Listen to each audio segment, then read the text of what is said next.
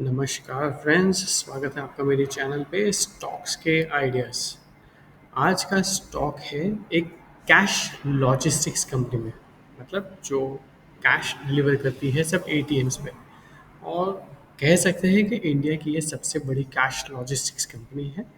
Recently list हुई थी कुछ सालों पहले, ज़्यादा पुरानी कंपनी नहीं है। और अगर आप उसके फाइनेंशियल्स भी देखेंगे तो बहुत ही प्यारा है उसका फाइनेंशियल्स।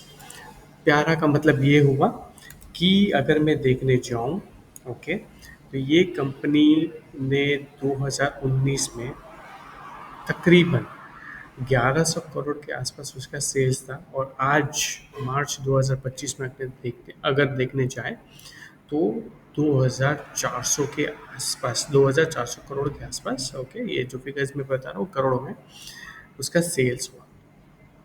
2019 में उसका प्रॉफिट रिपोर्टेड था तकरीबन 96 करोड़ के आसपास। और ये बात इन मार्च 2025 370 करोड़ के आसपास उसका प्रॉफिट है।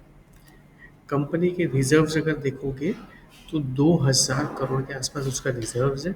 और लायबिलिटीज अगर देखने जाओगे तो तकरीबन 800 करोड़ के आसपास उसकी लायबिलिटीज है। मतलब इन एंड ऑल अगर देखने जाए तो ये कंपनी डेट फ्री ही है। मतलब कल उठ के अगर कंपनी चाहे कि भाई मैं एक ही जगह में पैसा दे दूँ, कंपनी इजीली पॉसिबल है देने के लिए।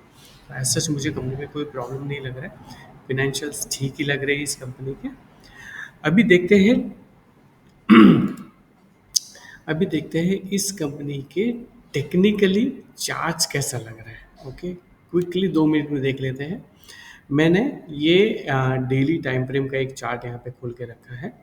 पहले आइए इसका हम एक अम, जो रेंज है, ओके, जो रेंज में वो घूम रहा है काफ़ी दिनों से, वो हम मार्क कर लेते हैं। और ये रेंज में घूम रहा है तकरीबन जनवरी फरवरी में से। ये एक ही रेंज में घूम रहा है अगर आप देखेंगे, ओके। ज़्यादा करके सब स्टॉक्स एक ही रेंज में घूम रहे हैं ऑलमोस्ट, जो भी है जैन फैब से। और ये भी उसी रेंज में घूम रहा है, ओके। ये देखिए, है ना गाइस, एक ही रेंज में घूम रहा है ऑलमोस्ट।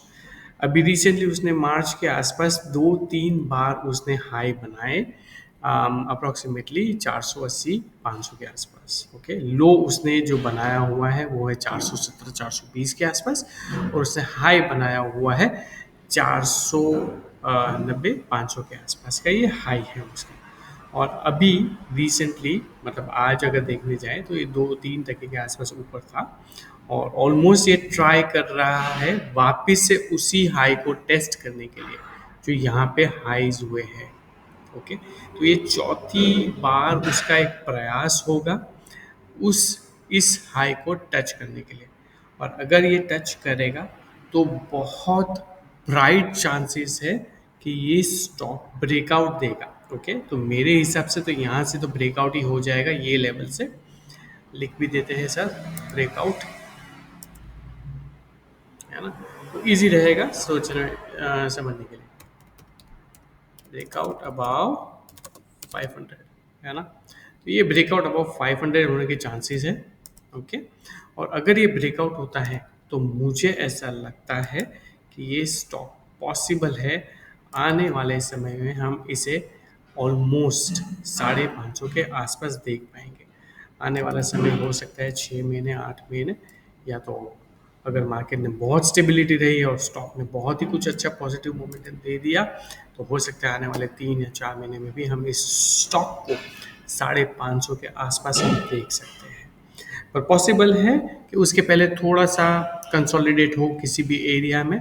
पर एक बार ब्रेकआउट के बाद हो सकता है सीधा हमें 7 से 8 टका मिल जाए। और पॉसिबल है शायद वो हमें इमिडिएटली 520-530 के आसपास दिखाए, थोड़ा कंसोलिडेट हो और फिर उसके बाद 550 का हमें एक लेवल दिखाए। तो ये डेली बेसिस पे मैंने ये चार्ट बनाया हुआ है। स्टॉक फिनेंशियली तो अच्छा ही लग रहा है, टेक्निकली भी मुझे थोड़ा ठीक ही लग रहा है। ये मेरे कुछ व्यूज़ है इस स्टॉक के बारे में। मैं रेकमेंड नहीं कर रहा हूँ कि आप इसे बाय कीजिए या सेल कीजिए। प्लीज़ आप आपके फाइनेंशियल एडवाइजर से बात कीजिए। एंड पॉसिबल है कि शायद वो भी आपको इस स्टॉक के बारे में अच्छी से अच्छी सलाह दें। ओके, थैंक यू फ्रेंड्स, मिलते हैं कल वापस से एक और नए वीडियो के साथ।